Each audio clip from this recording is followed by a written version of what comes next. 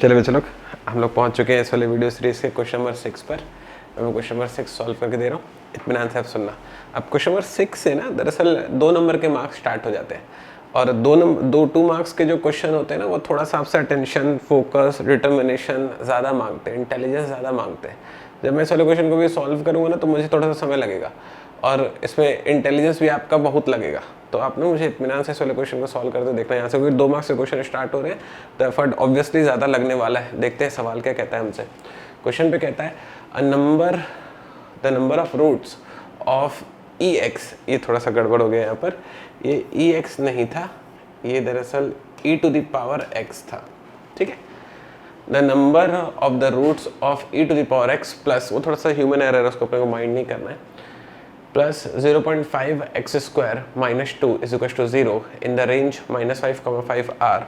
ठीक है भाई, तो उसने क्या बोला मुझे, उसने बोला कि ना द नंबर ऑफ रूट्स, मुझे ना एक एक्सप्रेशन उन्हें बना कर दिया, ये रहा वो एक्सप्रेशन, ये रहा वो एक्सप्रेशन। ठीक है, अब इस वाले एक्सप्रेशन में ना वो मुझसे कह रहे हैं कि इसके कितने रूट्स पॉसिबल हैं, आप हमको सॉल्व करके बताइए और उसके ऑप्शन में लिख दिया 0, 1, 2, 3। ठीक है भाई, तो आपको मैं क्वेश्चन को सॉल्व करने के पहले एक कंसेप्ट दे रहा हूँ, पहले इत्मीनान से इस वाले कंसेप्ट को समझिए। ये ना नियम है, एक नियम ये कहता है कि कोई भी फंक्शन अपने गिवन इंटरवल में जितने बार साइन चेंज करेगा उसके उतने पॉसिबल रूट्स होंगे। हो सकता है आपने ये वाली चीज़ सुन रखी हो, नहीं भी सुनी होगी तो भी कोई बात नहीं, मैंने अभी बोलकर बता दी, अब सुन लो। इसे इंटरमीडिएट वैल्यू थ्योरम बोला जाता है। मैं फिर से रिपीट कर रहा हूँ, जरा इत्मीनान से सुनिएगा।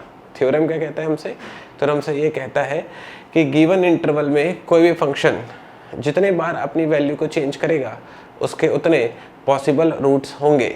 अब वो रूट्स क्या होंगे मुझे नहीं पता, मेरे को उसको इस वाले क्वेश्चन को सॉल्व करने के लिए वो जानना भी नहीं है, बस उसने ये बोला कि कितने रूट्स निकाल सकते हैं बस वो बता दो। तो मुझे वो निकालने के लिए, कितने रूट्स पॉसिबल हैं ये निकालने के लिए बस मुझे ये देखना होगा कि ये जो फंक्शन है अपने गिवन इंटरवल में कितने बार साइन को चेंज करता है। जितने बार साइन को चेंज करेगा उतने बार उसके पॉसिबल रूट्स होंगे। Idea accepted. अब मैं इस वाले आइडिया को जो मैंने आपको वर्बली भी बोलकर बताया, मैथमेटिकली भी इसमें अप्लाई करके भी दिखाऊंगा। इतना से वीडियो बने रहिए और मुझे सुनते जाइए। सॉल्व करते हैं। e to the power x plus 0.5 x square minus 2 is equal to 0, ये बस फंक्शन लिखा हुआ है। अब मैं जैसे इसको सॉल्व करने जाऊंगा तो अब जरा इत्मीनान से जरा समझना, तो बच्चे लोग थोड़ा सा ख्याल करना। तो जैसे सोचो, अब थोड़ा सा ऐसे एक रैंडम थॉट दे रहा हूँ, इसे सोचो। अगर मैंने ना यहाँ पर ना पुट x बराबर 0 कर दिया, ऐसे मन से कर रहा हूँ, मन से, कुछ दिमाग नहीं, ऐसे मन से रख के देख रहा हूँ, तो ये टू द पावर 0 बनेगा, ये 0 बनेगा, ये -2 बनेगा। तो मतलब ये जो फंक्शन है ना, ये मेरे लिए अभी माइनस में वैल्यू जनरेट करने वाला है। मतलब मैंने क्या देखा, मैंने ये देखा कि -5 से 5 के बीच में 0 पर ये निगेटिव वैल्यू देता है। आइडिया एक्सेप्ट करते हो? अब 0 से एक बड़ा नंबर डाल के देखता हूँ मैं यहाँ पर ना, एक बार x = 1 डाल के देखता हूँ। जैसे x = 1 डालूंगा तो ये बनेगा e to the power 1 plus 1/2 into 1 minus 2। ठीक है, अब जैसे ही मैं इसको सॉल्व करूंगा तो वो आधा है और वो -2 मतलब माइनस में 1.5 हो जाएगा, और e टू द पावर 1 की वैल्यू 2.7 समथिंग होती है। एक ऐसे रफ नंबर ले रहा हूँ, e की वैल्यू 2.7 समथिंग, तो हमको सारे बच्चों याद ही होता है ना। तो ये हो जाएगा मेरे पास माइनस में 1.5, मतलब मेरे पास ना प्लस में आएगा 1.3। तो मतलब मैं क्या देख रहा हूँ कि यहाँ 1 पर ना, ये ना पॉजिटिव वैल्यू देता है। एग्री करते हो? दिखाई दे रहा है आपको? 0 से कोई छोटी वैल्यू डालकर देखता हूँ। मैं 0 से छोटी वाली वैल्यू डाल रहा हूँ, थोड़ा जगह कम है इसलिए इसको मिटा रहा हूँ, माइंड मत करना। 0 से छोटी वाली वैल्यू डालूंगा तो जैसे चलो मैंने पुट किया, पुट x = -2, 0 से छोटी वैल्यू डाल रहा हूँ। अब -1 डाल के भी देख लेना, मैं -2 डाल रहा हूँ। जैसे मैंने -2 डाला होगा तो कैसा बनेगा, e की पावर -2 प्लस 0.5 इंटू -2, थोड़ा सा लेंदी होने वाला है क्या, चलो एक बार 1 ही डाल दो क्या, चलो जाने दो, जो भी है छोड़ो। तो जैसे मैंने इसमें -2 डालता हूँ तो ये दरअसल -2 का स्क्वायर हो जाएगा और ये -2 हो जाएगा, ठीक है। तो e की पावर 1/2 प्लस, ठीक है, 1/2 और ऐसा करता हूँ -1 ही डाल देता हूँ, कैलकुलेशन फालतू बढ़ रही है। एक्सपेरिमेंट करने निकला था लेकिन काम ज़बरदस्ती डबल हो रहा है। -1 ही डाल रहा हूँ, ठीक है। तो ऐसे -1 डालूंगा तो हो जाएगा 1/e, ये 1/e हो जाएगा, ठीक है। और ये दरअसल हाफ ही बचेगा क्या मेरे पास, हाफ, एग्री करते हो आप। और फिर जो है मैंने इसको सॉल्व किया तो ये आ जाएगा -2, ठीक है। तो फिर से जो है ये बनेगा -1.5 और 1/e मतलब 1/2.7 का आधा करूँगा तो 0 पॉइंट समथिंग आएगा, 0.3 और समथिंग आएगा। सर आपको कैसे पता चला? 2.7 को मैंने 2.5 मान लिया, 2.5 को मैंने 5/2, तो 2/5 मेरे को करना है, 2/5 तो 0.3 समथिंग मेरे पास बचने वाला है। तो 0.3 समथिंग और यहाँ पे माइनस में 1.5 बच रहा है, मतलब मेरे को ना निगेटिव वैल्यू मिलने वाली है। ऐसे एक अंदाज लगा लिया बस में। तो मुझे क्या दिखाई दे रहा है कि मुझे -1 पर ना एक निगेटिव वैल्यू मिल रही है, एग्री करते हो आप? तो देखो इसमें ना कुछ नोटिस करने वाली बात है। क्या नोटिस करने वाली बात है, ज़रा इत्मीनान से देखना है। तो अब जैसे मैं इससे बड़ा नंबर डालूंगा, जैसे इससे बड़ा नंबर डालूंगा, जैसे मैं अगर 2 डाल दूंगा माइनस वाला, तो फिर ये पॉजिटिव हो जाएगा। कैसे पॉजिटिव हो जाएगा सर? कि यहाँ पर जैसे माइनस वाला 2 डालोगे तो ये दरअसल -2 का स्क्वायर 4 बन जाएगा ना, 4 का आधा यहाँ पे 2 बन जाएगा ना, समझ रहे हो आप? प्लस 1/e² ऐसा बनेगा ये। तो ये दोनों दरअसल कैंसिल होकर जो है 0 बना देंगे, लेकिन 1/e² जितना भी छोटा होता होगा लेकिन होता तो दरअसल पॉजिटिव होगा ना। तो मतलब मैं कहने की कोशिश करूँ यहाँ पर मेरे को पॉजिटिव मिलेगा। तो समझो जरा ग्राफ कैसा बन रहा है इसका, अगर मैं बनाने जाऊँ तो इसका अगर मैं ग्राफ ड्रॉ करें तो कैसा बनेगा। देखो मुझे -1 से -5 से -1 तक एक पॉजिटिव वैल्यू दिखाई दे रही है, ठीक है। फिर -1 से 0 तक एक निगेटिव वैल्यू दिखाई दे रही है और फिर 0 से लेकर 5 तक फिर एक पॉजिटिव वैल्यू दिखाई दे रही है। नोटिस किया आपने?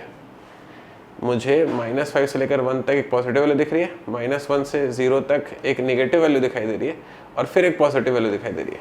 दिखाई दे रहा है आपको? आप क्या करना, अपने मन से ना वहाँ पे वैल्यू पुट करके देख लेना, आपको पता चलेगा। जैसे देखो मैंने यहाँ पर जो है 0 पुट किया था तो नेगेटिव मिला, -1 पुट किया तो नेगेटिव मिला, तो -1 और 0 मैंने नेगेटिव रख दिया। लेकिन जैसे ही मैं 2 या फिर -2 पुट करता हूँ तो उसमें पॉजिटिव और पॉजिटिव मिलता है। इवन 1 पर ही पॉजिटिव मिल रहा था मेरे को, एग्री करते हो? तो मुझे क्या पता चल रहा है कि इतने वाले इंटरवल में पॉजिटिव है, फिर नेगेटिव है और फिर पॉजिटिव है। तो इसमें ना 2 बार साइन चेंज हो रहा है। एक बार पॉजिटिव से नेगेटिव गया, ये पहला साइन चेंज हुआ, साइन चेंज होने की बात कर रहा हूँ ना मैं। तो पॉजिटिव से नेगेटिव पहला साइन चेंज है, फिर नेगेटिव से पॉजिटिव दूसरा साइन चेंज है। तो इसमें कितने साइन चेंज मुझे दिखाई दे रहे हैं? मुझे इसमें 2 साइन चेंज दिखाई दे रहे हैं। पता चल रहा है आपको? We have 2 sign change. तो इस वाली जरा बात को समझना। तो मैंने आपको क्या बताया था इंटरमीडिएट मीन वैल्यू थ्योरम में कि जितने बार भी वैल्यू में साइन चेंज होगा उतने ही उसके रूट्स पॉसिबल होंगे। यहाँ पर 2 बार साइन चेंज पॉसिबल हो रहा है, मतलब यहाँ पर 2 बार साइन चेंज हो रहा है। तो इसका मतलब क्या हुआ? इसका मतलब ये होगा कि इसके 2 रूट्स पॉसिबल होते होंगे। अब वो कौन से रूट्स होंगे वो मैं ऐसे मैनुअली कैलकुलेट नहीं कर सकता, उसके लिए मुझे कैल्सी की, साइंटिफिक कैल्सी की जरूरत पड़ेगी। कर लूंगा लेकिन जरूरत पड़ेगी उसकी, तो उसकी जरूरत नहीं, लेकिन निकाले। उससे पूछते कितने हो सकते हैं, तो मेरे हिसाब से तो 2 हो सकते हैं। तो इसका राइट आंसर है 2, क्योंकि इसमें 2 साइन चेंज पॉसिबल है। मिलते हैं नेक्स्ट वाले क्वेश्चन पर। चलो अपन क्या करते हैं, अपन ना ऐसे 3 बॉक्स जो है ना वो सोच लेते हैं। ये रहे वो 3 बॉक्स, ठीक है। किनमें से क्या, इनमें से कौन से बॉक्स में क्या रखा है मुझे नहीं पता है, ठीक है। मैं जैसे ही जाता हूँ मेरे को दिखता है, ऐसे एक केस सोच रहा हूँ कि यहाँ पर ऑरेंज का लेबल है, यहाँ पर एप्पल का लेबल है और यहाँ पर ऑरेंज और एप्पल बोथ वाला लेबल है। तो ये लेबल लगा हुआ है, ठीक है। मैं गया वहाँ पास में, मेरे को दिखाई दे रहा है कि 3 बॉक्स रखे हुए हैं, किस में क्या रखा हुआ है मुझे वाली बात नहीं पता है, लेकिन मेरे को ना लेबल दिखाई दे रहा है कि यहाँ पर ऑरेंज का लेबल लगा हुआ है, यहाँ पर एप्पल का लेबल लगा हुआ है और यहाँ पर एप्पल एंड ऑरेंज बोथ वाला लेबल लगा हुआ है। मुझे ये वाली चीज़ दिखाई दे रही है, ठीक है। और मेरे को मन से पता है, मेरे को क्या मन से पता है, उन्होंने मुझे बता रखा है कि जो हमने लेबल लगाया ना जानबूझकर गलत लगाया, ठीक है। और उन्होंने मुझे मौका दिया है, इस बात का मौका दिया है कि आप कोई भी बॉक्स अपने मन से पिक कर लो, उसमें से एक फ्रूट निकालो और फ्रूट को देख भी लो, लेकिन फिर आप जवाब जब दोगे तो एकदम सही सही जवाब देना कि तीनों में क्या रखा हुआ है। आगे बात समझ में? तो अब मेरे लिए सवाल यह है कि मैं कौन सा वाला लेबल लगा हुए डब्बे से फ्रूट निकालूं, कौन से वाले लेबल लगे हुए डब्बे से फ्रूट निकालूं, ताकि मैं तीनों बक्से में एग्जैक्टली क्या रखा हुआ सही सही गेस कर सकूं। ठीक है। तो मैं ऐसे ही क्या करता हूँ, ऐसे ही सोचता हूँ कि मैं चलो जाता हूँ, ये जो फर्स्ट वाला जो बॉक्स है ना, जो फर्स्ट वाला जो बॉक्स है ना, मैं इसमें से कोई एक फ्रूट निकालूंगा। मैं उनको कहता हूँ कि मैं फर्स्ट वाले बॉक्स से एक फ्रूट निकालूंगा। तो मैं जैसे ही फर्स्ट वाले बॉक्स से एक फ्रूट निकाल कर ऐसे देखता हूँ, तो सोचो, उदाहरण के लिए बस एक केस ले रहा हूँ कि सोचो मुझे ना ऑरेंज ही निकल जाता है मेरे हाथ में ऑरेंज ही आ जाता है। मैं गया फर्स्ट वाले बॉक्स से जिसमें कि ऑरेंज लिखा हुआ था, उसमें से एक फ्रूट निकाला और मेरे हाथ में मैंने देखा कि क्या आ गया है, ऑरेंज ही आ गया है। आपको बात आ रही समझ में? तो अब इसमें ऑरेंज आने के मायने क्या है, पिछली बात को समझो। ऑरेंज आने के मायने ये है कि क्योंकि इसमें ऑरेंज लेबल लगा हुआ था ना, तो इसमें सिर्फ ऑरेंजेस तो नहीं होने चाहिए थे, क्योंकि उसने इनकरेक्ट लेबल किया हुआ है। तो पॉसिबिलिटी दो की ही थी, या तो सिर्फ एप्पल होना था, या तो एप्पल एंड ऑरेंज बोथ होना था। अब जैसे ही मैंने एक ठोक निकाला और मेरे हाथ में आ गया, बात को जरा समझना, और क्या आया हाथ में, ऑरेंज आया, तो मैं इस वाली बात को लेकर एकदम श्योर हो गया हूँ। मैं इस वाली बात को लेकर श्योर हो गया हूँ कि इस वाली जगह पर ऑरेंज और एप्पल बोथ रखे हुए हैं। आपको बात आ गई समझ में? मैं इस वाली बात को लेकर श्योर हो गया हूँ कि यहाँ पर ऑरेंज और एप्पल बोथ रखे हुए हैं। मैं इस वाली बात को लेकर एकदम श्योर हूँ। अब जैसे यहाँ पर जाऊँगा, जरा बात को समझना, यहाँ पर ऑरेंज और एप्पल बोथ लगे हैं, इस वाली चीज़ को लेकर मैं श्योर हो चुका हूँ क्योंकि मेरे हाथ में ऑरेंज आ चुका है। अब जैसे मैं यहाँ पर जाता हूँ, अब यहाँ पर एप्पल लेबल लगा हुआ है, तो मेरे को पता था कि इन्होंने गलत लेबल लगाया हुआ है। आ रही बात समझ में? गलत लेबल लगाया हुआ, तो यहाँ पर एप्पल तो नहीं हो सकता, और ऑरेंज और एप्पल वाला तो यहाँ पर आ चुका है, तो इसके लिए क्या बच गया फिर, पक्का ऑरेंज वाला बच गया। ओके, और यहाँ पर ऑरेंज और एप्पल बोथ वाले में, क्योंकि दोनों जा चुका है ना, ऑरेंज एप्पल जा चुका, ऑरेंज और जा चुका, तो सिर्फ क्या बचा, एप्पल वाला बच गया। तो इसका मतलब मैं श्योर हो चुका हूँ, अब मैं एकदम सही जवाब दे सकता हूँ। मैं क्या सही जवाब दे सकता हूँ कि फर्स्ट वाले बॉक्स में फॉर श्योर ऑरेंज और एप्पल बोथ रखे हुए हैं, सेकेंड वाले बॉक्स में फॉर श्योर ऑरेंज ही रखा हुआ है, और थर्ड वाले बॉक्स में फॉर श्योर एप्पल रखा हुआ है। मैं इस वाली बात को लेकर एकदम श्योर हो चुका हूँ। तो ये केस था जिससे मैंने फर्स्ट वाले बॉक्स को हाथ लगाया जिसमें कि ऑरेंज लेबल लगा हुआ था, उसमें से एक फ्रूट निकाला और मुझे पता चल गया कि तीनों में एग्जैक्टली कौन से वाले फ्रूट रखे हुए हैं। तो अगर मान लिया मैं इसमें ऑरेंज लेबल्ड वाला टिक करके आता हूँ, तो देयर इज अ चांसेस कि तीनों बॉक्स में क्या रखा हुआ है मैं सही गेस कर सकूं। लेकिन जरूरी नहीं है ना कि ऐसा ही हो। कैसा हो सर, कि जब मैंने पहले वाले बॉक्स में से कोई फ्रूट निकाला तो ऑरेंज ही आ जाए। ये भी तो पॉसिबिलिटी हो सकती है कि जब मैंने पहले वाले बॉक्स में से फ्रूट निकाला होगा तो एप्पल भी तो आ सकता था। आपको बात आ रही है समझ में? तो अगर मैंने पहले वाले बॉक्स से फ्रूट निकाला, ऑरेंज आ गया, तो हाँ मैं डिसाइड कर लूंगा कि तीनों में एग्जैक्टली क्या क्या रखा हुआ है। लेकिन अगर मैंने पहले वाले बॉक्स से फ्रूट निकाला और अगर हाथ में एप्पल आ गया, तब वाला केस भी एक बार सोच के देख लेते हैं। तो मैंने पहले वाले बॉक्स से फ्रूट निकाला, मेरे हाथ में एप्पल आ चुका है। अब बात को समझना, अब जैसे ही मेरे हाथ में एप्पल आएगा ना, तो अब मैंने इस वाली बात को लेकर श्योर ही नहीं रह पाऊंगा कि इसमें क्या होगा। इसमें एप्पल और ऑरेंज बोथ वाला केस भी हो सकता है, और इसमें मेरे पास सिर्फ एप्पल वाला केस भी हो सकता है, क्योंकि हाथ में तो एप्पल आया है ना, तो इसका मतलब हो सकता है कि इस वाले बॉक्स में सिर्फ एप्पल ही रखे हुए हो। ये भी हो सकता है कि इस वाले बॉक्स में एप्पल और ऑरेंज बोथ रखे हुए हो, मुझे क्या पता। तो अगर मेरे हाथ में एप्पल आ जाता है तब मैं नहीं डिसाइड कर पाता हूं कि इसमें ही क्या रखा हुआ है, तो बाकी दो का कहां से डिसाइड कर लूंगा। समझ पा रहे हो तुम? मेरे को तो बताना है कि तीनों में एग्जैक्टली क्या क्या रखा हुआ है। जिसको मैंने पिक किया मन से, मैं उसी के लिए ही नहीं बता पा रहा हूं, तो बाकियों की तो बात ही छोड़ दो। सीन आ रहा है समझ में? तो अगर मैंने ऑरेंज लेबल्ड वाला अगर टिक कर दिया ना ऑप्शन, तो गलत हो जाएगा। क्यों? क्योंकि ऑरेंज लेबल्ड वाला एक केस में तो तीनों में क्या क्या रखा हुआ है सही जवाब देता है, लेकिन दूसरे केस में वो अपने लिए ही सही जवाब नहीं दे पाता है। बात कही समझ में? अब आपको ना ये जो मैंने बताया अभी इतना सारा नहीं समझ में आया तो वीडियो को दोबारा से रन करके 2 बार 3 बार 4 बार सुनना, समझ में आ जाएगा। और जब समझ में आ जाए ना, तो वही चीज ने सेम एप्पल के लिए भी करके देखना। जब ऑरेंज के लिए गड़बड़ हो गई, ऑरेंज के केस में ऑरेंज हाथ में आया तो पता चल जाता है, लेकिन अगर ऑरेंज के केस में एप्पल हाथ में आ गया तो पता नहीं चल पाता है। वैसे ही एप्पल लेबल्ड वाले केस में अगर एप्पल हाथ में आएगा तो पता चल जाएगा, लेकिन अगर एप्पल लेबल्ड वाले केस में ऑरेंज हाथ में आ जाएगा तो नहीं पता चल पाएगा। तो जैसे मैंने आपको ऑरेंज वाले के लिए प्रोसेस करके बताया, आप एप्पल वाले के लिए भी प्रोसेस करना। आ गई आपको बात समझ में?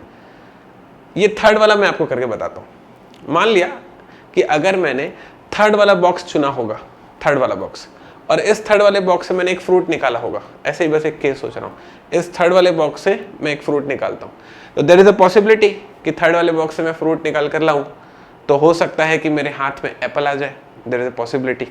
ठीक है, थर्ड वाले बॉक्स में क्या लेबल है, थर्ड वाले बॉक्स में ऑरेंज और एप्पल बोथ वाला लेबल लगा हुआ है। ठीक है, हो सकता है मैं जब ये वाले केस को पिक कर रहा हूँ, मैं इसके पास गया और इसमें से एक फ्रूट निकाला, तो मेरे हाथ में हो सकता है कि एप्पल आ जाए। तो अगर मेरे हाथ में एप्पल आ गया, तो इस वाली बात को समझना, क्योंकि जरा इतना से बात को समझना, क्योंकि उसने लेबल लगाया था ऑरेंज और एप्पल बोथ वाला, तो इसमें पक्का ऑरेंज और एप्पल बोथ तो नहीं होंगे। एग्री? तो मेरे हाथ में अगर एप्पल आ गया तो इस वाली बात को लेकर एकदम श्योर हूं कि इसमें तो पक्का एप्पल ही होगा, क्योंकि मेरे हाथ में ही एप्पल आया है। Idea accepted. अब अगर मेरे हाथ में एप्पल आ गया है तो इस वाली बात को समझना, क्योंकि यहां पर एप्पल का लेबल लगा हुआ है तो यहां पर ऑरेंज नहीं होता होगा, और यहां पर सॉरी यहां पर क्योंकि एप्पल का लेबल लगा हुआ है तो यहां पर एप्पल नहीं होता होगा।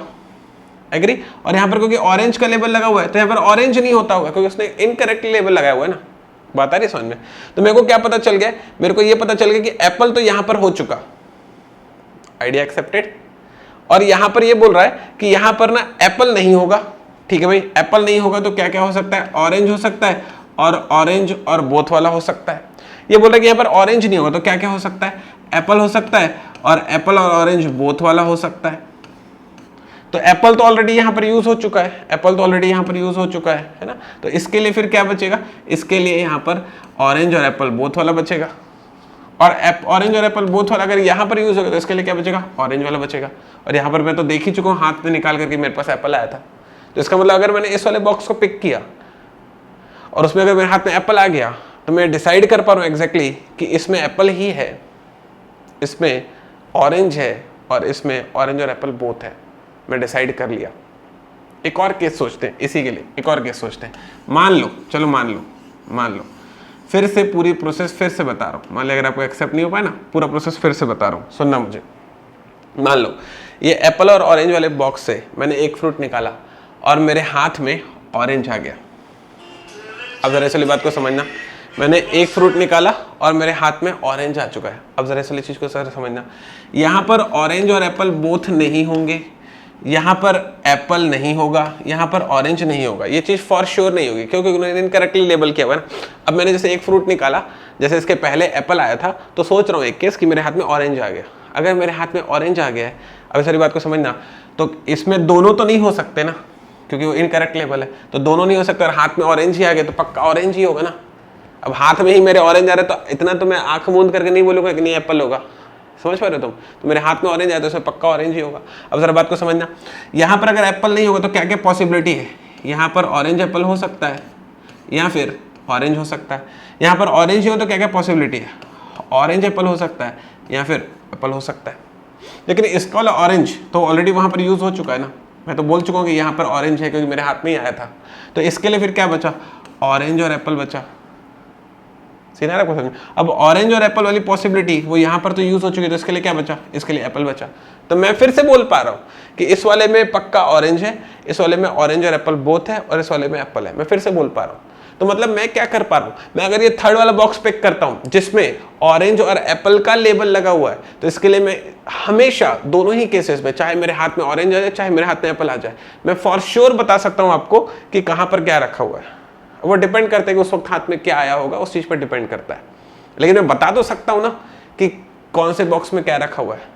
तो उसने बोला था एक ही मौका मिलेगा, किसी भी बॉक्स से कोई भी एक ही चीज पिक करना और उसको देखकर बता देना एग्जैक्टली कि कहां पर क्या रखा हुआ है। तो अगर मैंने ऑरेंज और एप्पल बोथ लेबल वाले बॉक्स को पिक किया और उसमें से कोई भी एक फ्रूट निकाल कर देखा, तो मैं फॉर श्योर आपको बता दूंगा कि कहां पर एग्जैक्टली क्या रखा हुआ है। तो मुझे इस वाले क्वेश्चन में टिक करके आना चाहिए था ऑरेंज और एप्पल बोथ लेबल्ड वाले बॉक्स को हम लोग पिक करेंगे, जिससे मैं बता दूंगा कि एग्जैक्टली कहां पर क्या रखा हुआ है। अब मैंने ना इसका ना एकदम बेस्ट एक्सप्लेनेशन आपको देने की कोशिश करी है, लेकिन क्वेश्चन है बहुत कंफ्यूजिंग। तो आप ना इस वाले वीडियो को 2-3 बार देखना, अगर ना समझ में आए तो समझ में आ जाएगा उसके बाद।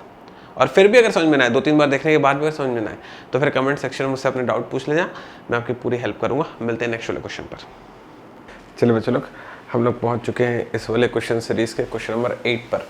मैं आपके लिए क्वेश्चन नंबर 8 सॉल्व करूंगा, अब रिलैक्स होकर मुझे सुनिएगा। क्वेश्चन नंबर 8 पे कहता है x is 30 digit number starting with 4 followed 7, मतलब x में 30 डिजिट होंगे जिसका पहला जो है नंबर 4 है, उसके बाद 7 लिखा हुआ है और 7 ऐसे 29 टाइम्स लिखा हुआ है। 29 टाइम्स कहने का मेरा क्या मतलब है कि टोटल 30 है तो पहला तो 4 हो गया, बाकी जो 7 बजे 29 टाइम्स आएगा ना, बोल रहा है then number x cube will have, इधर से x की पावर 3 होगा, then number x cube will have, तो पूछ रहा है कि x क्यूब में फिर कितने डिजिट्स होंगे, ये मेरे पास सवाल है। ठीक है, तो अब जैसे मैं इसको सॉल्व करना चाहूँ तो मैं इसको इस तरीके से लिख सकता हूँ, क्या चलेगा क्या, देखो तो ज़रा, x इज इक्वल टू, ऐसा लिख लूँ क्या 4.7777, ये इस तरह से आगे बढ़ेगा और इनटू में आ जाएगा यहाँ पर 10 टू द पावर में 29, 10 टू द पावर 29 एकदम सही है। एग्री करते हो आप, ऐसा लिखा जा सकता है ये, मैंने यहाँ पर एक पॉइंट डाल दिया और वहाँ पर 10 टू द पावर 29 चला दिया। ठीक है, तो अगला स्टेप में क्या होगा, अगला स्टेप में जैसे ही मैं इसको x क्यूब बनाऊँगा, जैसे ही मैं इसको x क्यूब बनाऊँगा तो फिर ये कैसा बनेगा 4.777 की पावर में 3 और 10 टू द पावर 29 की होल पावर में 3। एग्री करते हो, सही जा रहे हैं अपन लोग। ठीक है, फिर अगला स्टेप में क्या हो जाएगा चलो, अगला स्टेप में मैं इसको लिखूंगा x क्यूब और 4.777 की पावर में 3 लिखा हुआ है, तो इसको मैं 4.777 को राउंड ऑफ करके, 4.77 को राउंड ऑफ करके पावर 5 की पावर में 3 बोल दूँ क्या, 4.7777 इतना लंबा जा रहा होगा तो उसको 5 मान लूँ क्या, चल जाएगा क्या, इनटू, और इसको 10 के बाद 29 इंटू 3 करूँगा तो 87 हो जाएगा क्या, 10 के बाद 29 इंटू 3 87 हो जाएगा क्या। तो इसका मतलब मैं क्या लिख सकता हूँ, x की power 3 is equal to 125 into 10 की पावर में 87 लिख सकता हूँ क्या। तो इसका मतलब क्या होगा पता है, x cube is equal to 125 और ये जीरो चलेगा और ये जीरो चलेगा, जीरो कितने बार चलेगा 87 टाइम्स चलेगा। एग्री करते हो।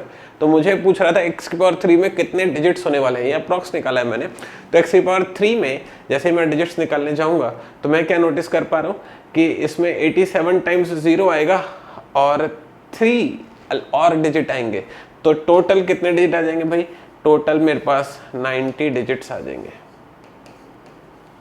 Idea accepted. अब मैंने थोड़ा सा राउंड ऑफ करके निकाला है, आप चाहो तो लॉग वॉक करके निकाल सकते हो, मैं इसका लॉग वाला भी आपको सॉल्यूशन दे सकता हूँ, लेकिन अननेसेसरी बहुत लेंदी चला जाएगा। हल्का फुल्का अंदाज लगाने के लिए ये अप्रोच बहुत ही सही अप्रोच था। इत्मीनान से देखो, कोई डाउट हो तो मुझसे कमेंट में पूछना। मिलते हैं नेक्स्ट वाले से क्वेश्चन पर। चलिए बच्चों लोग, हम लोग पहुँच चुके हैं क्वेश्चन नंबर 9 पर। क्वेश्चन नंबर 9 आपको जैसा दिखाई दे रहा होगा, ये इंग्लिश का क्वेश्चन है और मैंने बताया था कि क्वेश्चन नंबर 6 से 10 के जो क्वेश्चंस होते हैं वो 2 मार्क्स के क्वेश्चन होते हैं जिसमें एफर्ट लगता है। तो ये क्वेश्चन में एफर्ट लगेगा अपने को, ठीक है ना। तो उसके लिए अपने को रिलैक्स होकर इत्मीनान से मुझे सॉल्व करते इस क्वेश्चन को देखना है।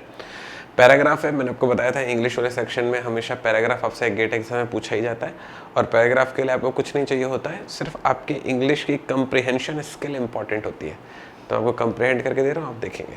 सुनिए क्या लिखा हुआ है, we lived in culture and denied any merit to literally works. वो बोल रहा है कि हम जो है साहित्य में जीते और हम क्या करते हैं, हम किसी भी प्रकार का जो मेरिट होता है, मेरिट मतलब जो हमको एडवांटेज मिल रहा होता है, जो कि सच में काम कर रहा होता है, हम उसे डिनाई कर देते हैं।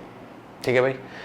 उसके बाद वो कहता है considering them important only when they were handmaidens to something seemingly more urgent, namely ideology. हम उन चीज़ों को महत्वपूर्ण सिर्फ तब मानने लगते हैं जब किसी और चीज के लिए, ऐसा लिखा हुआ है ना, देखो लिखा हुआ है यहाँ पर, टू समथिंग, जब किसी और चीज को सामने दिखाकर जो कि उससे ज्यादा जरूरी होती है, नौकरशाही पेशे से या फिर नौकरशाही रूप में या फिर एकदम मेड के रूप में हमारे सामने प्रस्तुत की जाती है, जो कि क्या है, आइडियोलॉजी है, जो कि एक विचारधारा है।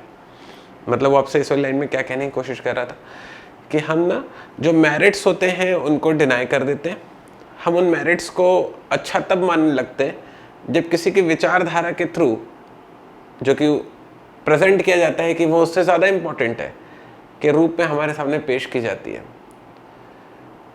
तो वो क्या कहने की कोशिश कर रहा है, वो ये कहने की कोशिश कर रहा है कि जो आइडियोलॉजी है ना, वो हमें दिखाया जाता है कि ज़्यादा इम्पोर्टेंट है। पॉइंट आ रहा है आपको समझ में? ठीक है भाई। फिर लिखा हुआ this was a country where all the gestures even the most private interpreted as political terms.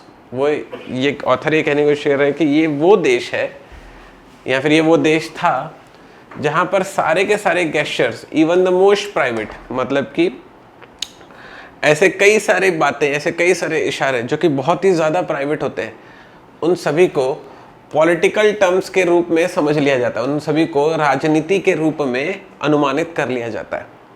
ये ऑथर का कहना था। ठीक है, आप इस वाले जो मैंने एक्सप्लेनेशन दिया उसे एक दो बार दोबारा सुन लेना अगर न समझ में आए तो। ये जो पैरा लिखा हुआ है इसे एक दो बार दोबारा रीड कर लेना अगर न समझ में आए तो। लेकिन जो इसकी जो इंग्लिश है ना, उसका थोड़ा सा क्लास तो अच्छा था, तो एक बार में आपको तुरंत समझ में आ जाए पॉसिबल ही नहीं है। 2-3 बार आपको इसे रीड करना पड़ेगा। 2-3 बार रीड करेंगे तो अंडरस्टैंडिंग बन भी जाएगी। जो मैंने कहा इतनी देर से, जो मैंने आपको समझाया उसे एक दो बार दोबारा सुनिएगा, फिर अंडरस्टैंडिंग बनेगी। मैं इस वाले क्वेश्चन को सॉल्व करने जा रहा हूँ, जरा क्वेश्चन को जरा देखिएगा। क्वेश्चन में क्या लिखा हुआ है? The authors believe that ideology is not as important as literature is revealed by the word. वो ये कह रहा है कि ऑथर इस वाली बात को मानता है। ऑथर किस बात को मानता है? कि जो आइडियोलॉजी है ना, वो लिटरेचर के जितनी इंपॉर्टेंट तो नहीं है। तो उसने इस वाली बात को स्वीकारा है कौन से वाले शब्द से? ये है वो सवाल।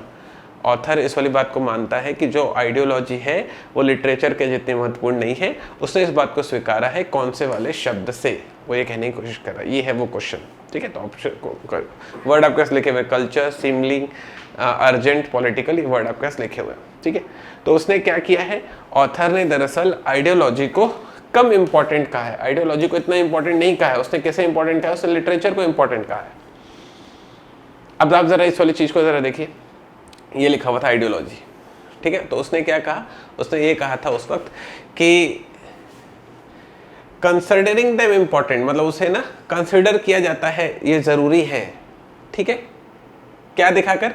हैंडमेडन्स। हैंडमेडन्स मतलब कि वो मतलब एकदम जो मेड होती है ना, जो हर एक चीज का बहुत ध्यान रख रहे होते हैं, उस रूप में प्रेजेंट करके, जो कि बहुत ज्यादा जरूरी है ऐसा प्रेजेंट करके दिखाया जाता है, जो कि क्या थी? आइडियोलॉजी थी। तो बात को दरअसल समझना, उसने क्या कहा कि जो आइडियोलॉजी है ना, वो इतनी इंपॉर्टेंट नहीं है, लेकिन हमको दिखाई जाती है, लेकिन हमको दिखाई जाती है कि वो बहुत इंपॉर्टेंट है। इट लुक्स लाइक, सिमलिंग मतलब इट लुक्स लाइक। तो मतलब क्या है इसका? मतलब बात का मतलब यह है कि आइडियोलॉजी इतनी इंपॉर्टेंट थी नहीं, लेकिन हम लोगों को इस तरीके से प्रेजेंट करके दिखाई जाती है कि वही ज्यादा इंपॉर्टेंट है। तो ये जिस तरीके से प्रेजेंट की जाती है ना, उस तरीके की वो बात कर रहा है। तो यहाँ पर लिखा हुआ है, दरअसल क्या लिखा हुआ है कि कौन से शब्द से उसने आइडियोलॉजी को कम इंपॉर्टेंट कहा है। तो उसने ये वाली बात कही है कि वो दिखाई जाती है कि वो बहुत ज्यादा इंपॉर्टेंट है, लेकिन वैसे वो है नहीं।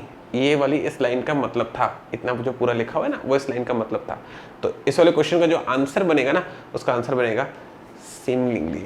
मतलब ये कि हम लोग को उसने दिखाया कि आइडियोलॉजी ज़्यादा इंपॉर्टेंट है, इसीलिए इसको फॉलो करो, लेकिन ऐसा था नहीं दरअसल। सीना है समझ में? तो कौन से वर्ड से उसने एक्सेप्ट किया कि ideology is not as important as literature? Answer है ऑप्शन नंबर बी, एक्सेप्टेड। ठीक है, मिलते हैं नेक्स्ट वाले क्वेश्चन पर।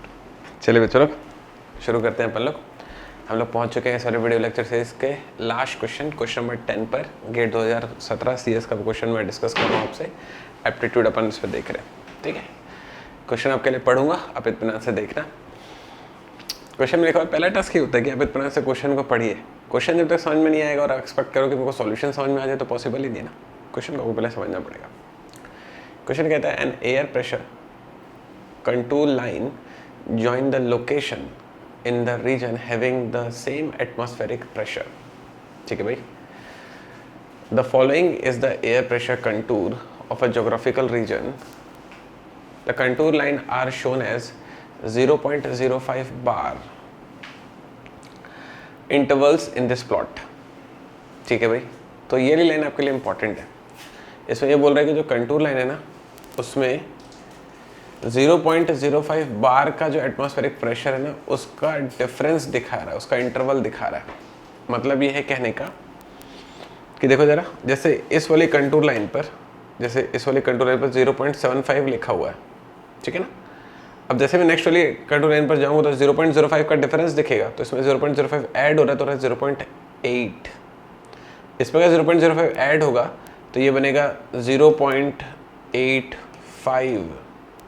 अब इसमें 0.05 ऐड होगा तो बनेगा 0.9, फिर 0.05 ऐड होगा तो बनेगा 0.95। पता चल रहा है आपको वो क्या कहने की कोशिश कर रहा है? वो ना दरअसल आपको 0.05 एटमॉस्फेरिक प्रेशर का डिफरेंस बता रहा है। जैसे यहाँ पर लिखा हुआ है 0.9, तो अगली में जा रहा हूँ तो 0.95 दिखाई दे रहा है। ये 0.05 का डिफरेंस है। ये लाइन का मतलब ये था। ठीक, चलिए आगे सॉल्व करते हैं। फिर बोलता है if the probability of thunderstorm is given by how fast air pressure rises और ड्रॉप्स ओवर अ रीजन। बोल रहा है कि जो प्रोबेबिलिटी है थंडरस्टॉर्म की, जो प्रोबेबिलिटी है थंडरस्टॉर्म की, वो इस हिसाब से दी जा रही है कि how fast air pressure rises और ड्रॉप्स, मतलब कि जितना ज़्यादा जो है ना अप एंड डाउन आएंगे, मतलब कि जो एटमॉस्फेरिक प्रेशर है उसमें जितने ज़्यादा चेंज आएंगे, फिर चाहे वो एयर प्रेशर बढ़ जाए चाहे वो एयर प्रेशर घट जाए, जितने ज़्यादा चेंजेस आएंगे ना, प्रोबेबिलिटी तूफान आने की उतनी ज़्यादा हो जाएगी। वो ये कहने की कोशिश कर रहा है जितने ज़्यादा जो है चेंजेस आएंगे, मतलब एक समय पर बहुत तेज़ हवा चलने लग जाए, एक समय पर हवा बहुत कम हो जाए, एक समय पर बहुत तेज़ गर्मी हो जाए, एक समय पर बहुत ज़्यादा ठंडी हो जाए, तो ये जो डिफरेंसेस आ रहे हैं ना, तो ये डिफरेंसेस के कारण प्रोबेबिलिटी बढ़ती जाएगी कि वहाँ पर तूफान आने वाला है। ठीक है भाई। फिर कहता है which of the following region is most likely to have a thunderstorm, मतलब बोल रहा है कि कौन सा रीजन में सबसे ज़्यादा चांसेस हैं कि तूफान आए ही आए। चलो ज़रा से देखते हैं। जहाँ पर सबसे ज़्यादा एटमॉस्फेरिक चेंजेस होंगे वहाँ पर तूफान ज़्यादा आएगा।